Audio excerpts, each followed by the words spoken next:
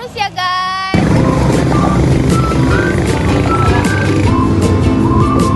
Ya guys.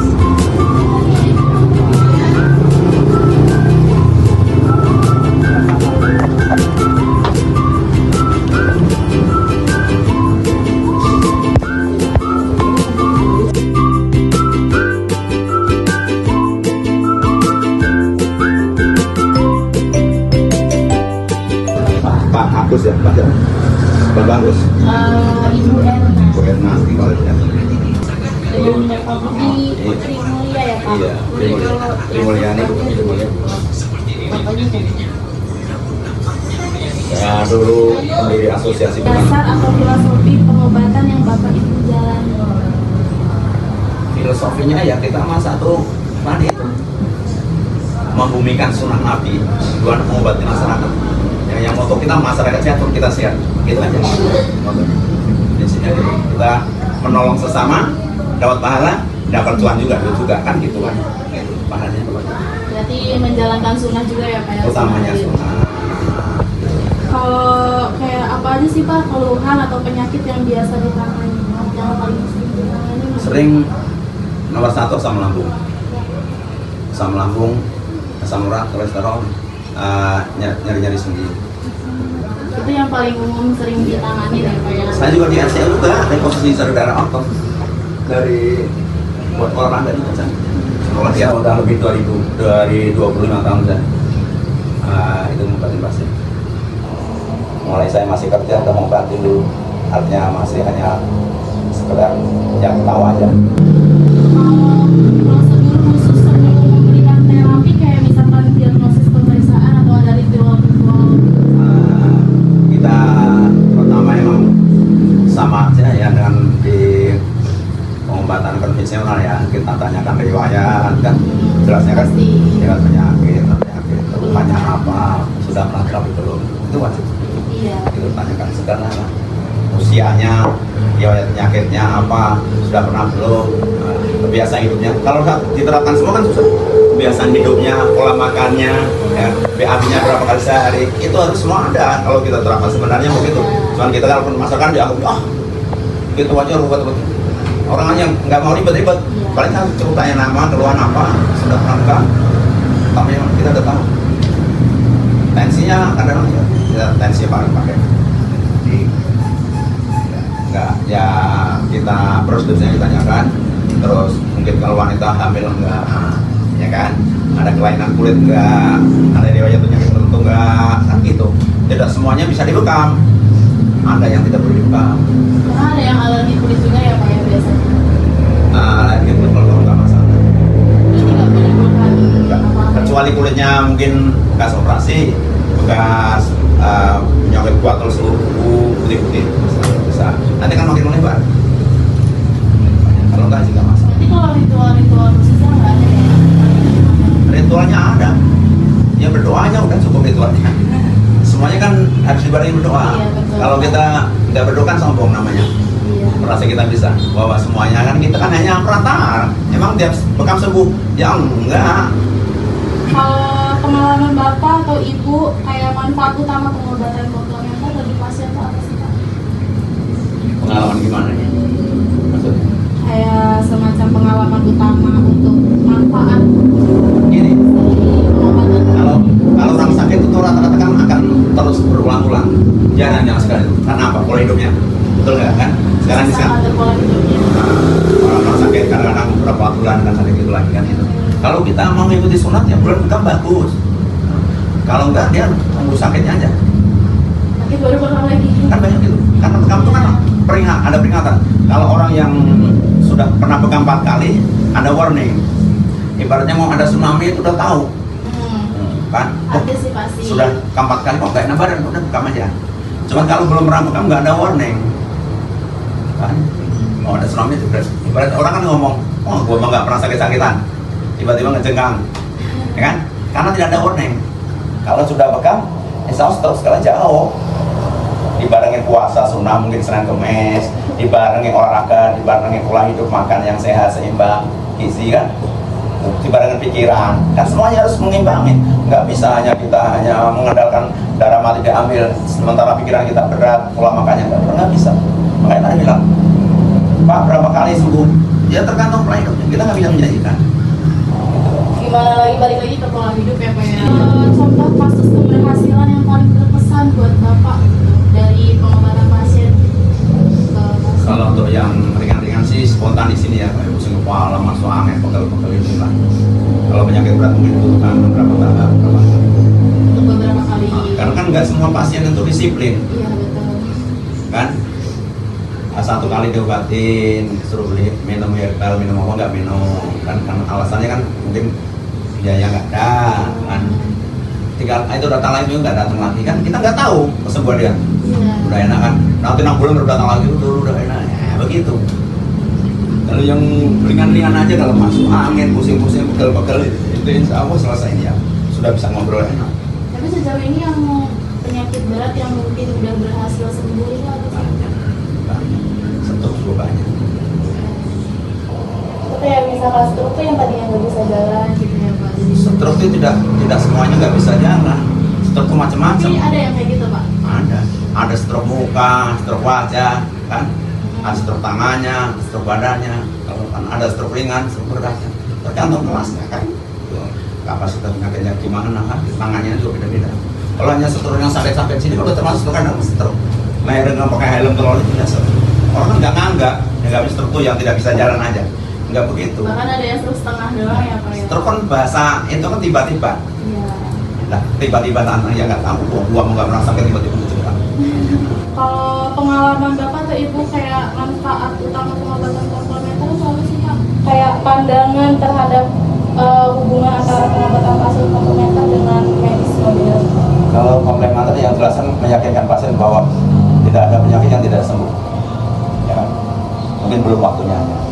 Kalau kita di medis kan kita sakit berat, mungkin tambah berat. Karena dokter tuh, ya bagus dokter betul. Karena ini nanti efeknya kesini betul, nggak salah, nggak. Tapi kan kita lihat orang, karena oh harus kesana si lomba sini. Ini tambah berat penyakitnya, ya kan? Faktor psikologisnya lah. Tapi dengan pengobatan tradisional gini, komplementer ya, bahwa semua penyakit itu dari Tuhan, ya sembuhnya kapan? Dia yang ngasih. Kita harus percaya bahwa pasti, sembuh itu pasti gitu aja. Mana bisa? Ini orang darah tinggi nggak bisa. Karena di pengobatan konvensional begitu, kan? Minum obat selamanya. Kan? Yang orang harusnya pasang rem, kan? Dianggapnya pasang rem, kita harus percaya bahwa pasti, sembuh itu pasti gitu aja. Mana bisa? Ini orang darah tinggi nggak bisa. Karena di pengobatan konvensional begitu, kan? Minum obat selamanya. Kan? Yang orang harusnya pasang rem, kan? Dianggapnya pasang rem udah enak. Udah aman. Anggapnya 1, 2, 3 minum obat tiap hari. Yang kata nggak ada penyakit yang tidak bisa sembuh. Mau dalilnya ada. Kecuali malas berobat, tidak berobat itu aja. Menurut Bapak keunggulan untuk kayak pengobatan komplementer ini apa sih? Kalau komplainnya sama aja ya. Yang jelas kalau pengobatan komplementer ini nggak langsung ke satu titik tujuan, bahwa semuanya dalam tubuh itu kan satu kesatuan holistik. Pengobatan itu kan hanya sarana, yang jelas diri sendiri mengobatin nggak kita kan. Kalau pengobatan di rumah sakit yang konvensional belum tentu. Ya dokter A ngasih obat ini, dokter B ngasih yang dari A aja belum habis, dokter B ngasih ini obat 1 karung orang nggak diminum, betul kan? Betul. Efeknya apa? Nantinya malah ke penyakit lain juga. Ada efeknya, obat itu ada efeknya. Kalau jalan itu ada mobil mogok di depannya, ya kita bisa jalan nggak kira-kira? Nah, bisa jalan paling nggak jalan tanah samping, betul nggak? Lancar nggak? Enggak. Paling rendah aja, tapi jalan kan? Jalan tanah lama-lama rusak nggak? Rusak. Nah begitu, obat konvensional begitu. Ini pembuluh darah dilebarkan, gimana pusingnya bu? Bilang dikit, karena pembuluh darah hanya dilebarkan, tapi sumbatannya nggak diambil, kan? Akhirnya lambang-lambang pembuluh darah terus tiap hari ya. Bisa pecah pembuluh darah, bisa efeknya ke ginjal, kimia kan dosisnya terlalu tinggi, kan dosisnya nggak diambil. Orang katanya dokter ini minum ini kadang orang apa yang terus sembuh banyak. Tapi kalau pengobatan dengan kita enggak langsung. Ada mobil mogok depan kita derek, ambil yang mogok. Ayo kami ambil. Selesai, nggak lewat semua, silakan semuanya. Untuk kerjasama atau rujukan atau pengobatan komplementer dan tenaga medis di wilayah Bapak atau Ibu? Saya bilang, Berarti belum ya untuk rujukan. lokal kunjungan biasa, yang kesehatan. Karena ambil STPT kan harus ada kunjungan. Kalau kerjasama sama kayak rujukan gitu Pak, Enggak, sama pengobatan nggak ada. Kita hanya menyarankan aja. Oh ini ke rumah sakit aja, gitu aja. Kita belum ada rujukan pastinya. Kerjasama sama rumah sakit itu belum ada ya Pak ya. Berarti kayak untuk menyarankan aja gitu kalau misalkan ini harus kayak gini. Nanti selanjutnya emang harus begitu. Perizinan begitu selanjutnya. Untuk kerjasama sama Iya. Nanti pengobatan tradisional itu di Indonesia ini belum banyak, belum ada. Kalau di luar negeri ya di Cina udah banyak. Kalau tantangan terbesar dalam menjalankan praktek pengobatan komplementer ini apa sih Pak? Kalau boleh tahu. Tantangan saya rasa ya nggak ada, tergantung kitanya. Kalau saya mau, kalau tantangan apa ya? Tantangan terberat. Kalau bagi saya sih nggak ada ya tantangannya. Ya gitu sama aja. Namanya kita ngobatinya. Yang penting prinsipnya orang tanya, jangan merasa bisa aja. Tanya orang, soalnya nggak bagus ini. Ya udah, jangan kesini. Tanya yang lebih itu aja udah.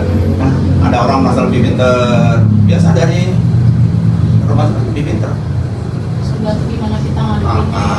Gitu. Karena yang kita hadapin mulai orang nggak sekolah sampai orang pendidikan. Kalau respon orang atau masyarakat ke sama usaha yang Bapak jalanin ini pengobatan komplementernya itu gimana sih Pak? Selama sejauh ini yang Bapak jalanin? Alhamdulillah sih kalau masyarakat sih baik-baik aja. Menyambut baik. Menyambut. Kecuali kita pengobatannya mungkin bersifat di luar nalar, di luar aturan, kayak mungkin pengobatan yang katakan sekarang paranormal kan yang tidak masuk akal. Ya itu bagus pengobatan itu bagus. Dan banyak orang yang menyalahgunakan, harus keluar jarum, harus keluar paku, nggak harus begitu. Itu kan rekayasa doang. Saya juga bisa rupiah, cuma saya jarang. Saya juga dimasuk paku bukan rupiah juga saya. Saya nggak mau begitu. Jadi katanya meyakinkan pasien lain, kan bikin fitnah. Oh saya ada jahatin masukin paku, ada itu yang jadi masalah. Tapi sempat ngobatin orang atau Dulu saya rupiah juga ngobati itu juga sebelum ini? Ya banyak tantangannya gitu loh. Ada orang yang kan kalau orang berobat kan kalau berhasil bisa nyuruh, kalau gagal kan. Iya betul, dapat jeleknya aja. Jadi kita harus tahan sih bahwa kita tuh merasa tidak punya apa-apa, bahwa semuanya ada yang punya. Pertanyaan yang terakhir sih Pak, ini kayak harapan Bapak, Ibu untuk perkembangan pengobatan komplementer di masa depan. Mungkin perizinan kalau pemerintah tahu ya, kita untuk orang-orang yang belum paham dengan pengobatan selain perizinan itu kan dibutuhkan sekolah. Pasti. Jadi kita harus perizinan dipermudah kan gitu. Tapi orang-orangnya juga harus berpendidikan betul. Iya. Ada dasar gitu, ilmunya betul, ada sertifikatnya, ada ijazahnya. Nggak sekedar zaman dulu keturunan, bang ini nggak bisa. Sekarang kan jadi kesulitan hanya perizinan. STPT pun susah. Iya, karena kan Itu enggak. yang sulitnya ya Pak ya, untuk perizinan. Ya saya mah dari 2009 udah punya STPT. Terus, ya orang-orang itu katanya sulit, katanya. Ya kemudian dia kan Belum mencoba. kan STPT kan syaratnya banyak. Ya tempatnya ada ruang tamu, ada buku ini, ada ini semuanya memang betul. Kan ada kelas ABC sama pengobatan sama. Kalau saya mungkin kelasnya masih kelas A, belum berkelas, tempatnya kayak gini. Orang katanya pakai AC, nggak ngaruh. Gimana ilmunya juga ya Pak ya, Nggak. kalau AC segala macam nggak ngaruh. Paling itu aja sih Pak yang kita tanya-tanyain. Kalau untuk pengobatan komplementer juga gitu kan. Dan juga kayak kesini udah dibantu sama bapaknya, dibantu buat ngejelasin semuanya.